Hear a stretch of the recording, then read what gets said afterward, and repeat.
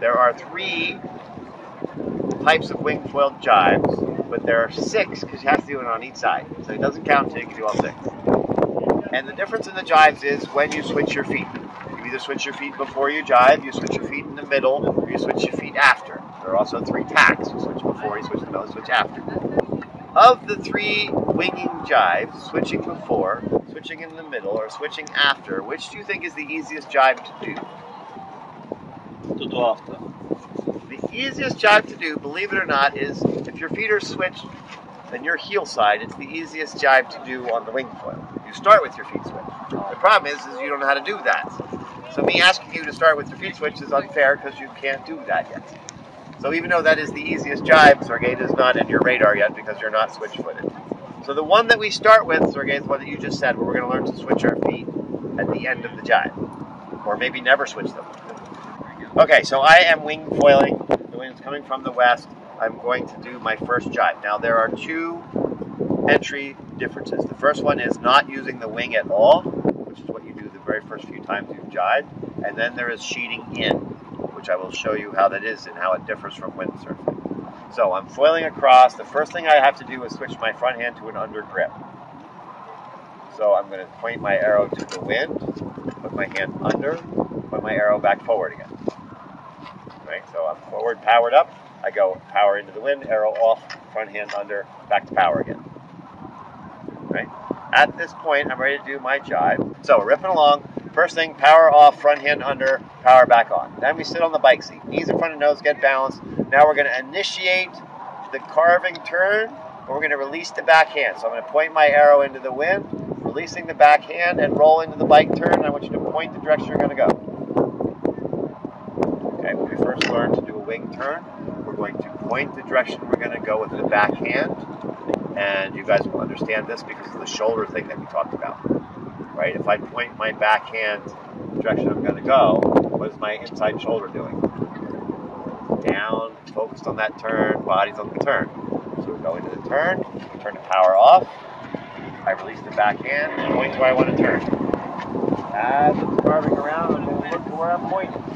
Where it's carving around. If the hand is still holding the wing, I'm going to rotate the wrist to fly the wing into the hand that's pointing.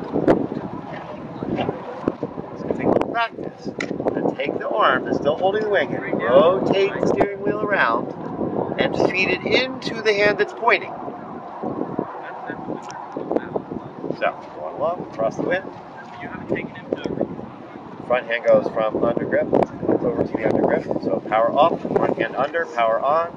Sit on the bike seat, start to turn, release the back hand, keep the wing over the head, ignore the wing, point where we want to go, look where we want to go, carving around the turn, take the front hand and fly the wing back into position. As soon as we get the wing into the new front hand, we reach back and we play the arrow forward, arrow up. As soon as we catch it, we get our bounce, we go arrow up, arrow forward, arrow up, arrow forward, arrow up, arrow forward. Just trying to use that arrow to help balance me, to get control, to used to being switch-footed. But what everybody does wrong, they come out of a jibe, is then they go arrow up. So right away it pulls them off, where I got to keep that inside shoulder down, so I want arrow forward, because it drives me down out of those turns. So we're going along, then we go power off, front hand under, power back on. Then I get myself balanced in that bike seat, sitting down nice and comfortable. I start to roll into the carve, let go of the backhand, point where I want to go, look where I want to go, keep that inside shoulder down, let the wheel turn around, fly it back into my front hand, grab on, play arrow forward, arrow up, trying to get myself balanced. Finally, when I'm ready to switch my feet, I'm going to put the arrow over my head for a second, pull down on my backhand, which makes me light, bring my front foot back, back foot forward, switching myself out of the turn, and then arrow back down and sail away. So right when I go to switch the feet, I'm going to swing the arrow over my head for a minute, take the arrow diet plan for a few pounds, and then let it back down to my weight back of my feet, and then rotate the arrow forward to go forward again. Making sense? Okay, now that was a beginner foil jibe because I didn't cheat in at all. I let go of the wing completely.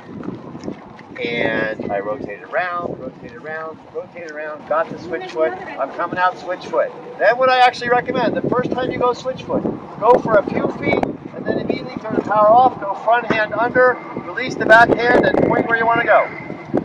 Put the weight on the heels, carve back around, carve back around, carve back around, fly the wing into the pointing hand, and then I just did a switch-footed jibe. So probably the best thing for you for first time to jibe is actually turn around, go for a few feet, and turn back the other way and never move your feet at all.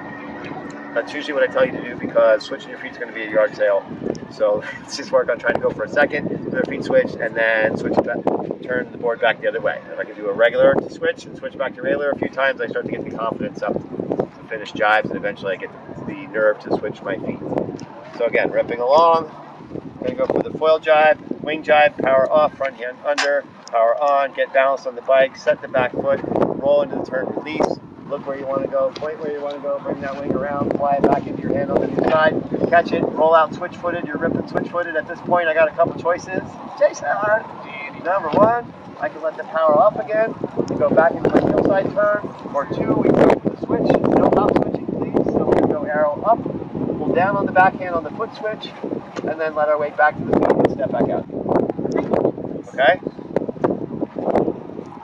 One more thing.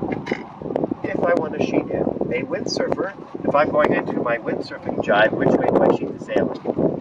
This way. If this was an arrow, and I rotated the arrow, where would it pull me? It would fly right off.